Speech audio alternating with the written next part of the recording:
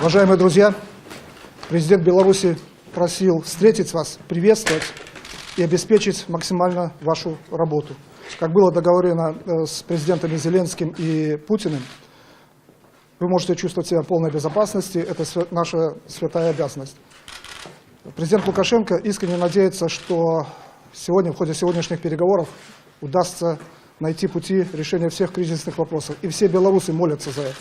Любые ваши просьбы и предложения, касающиеся организации сегодняшней встречи, будут приняты и беспрекословно исполнены. Ждем результата.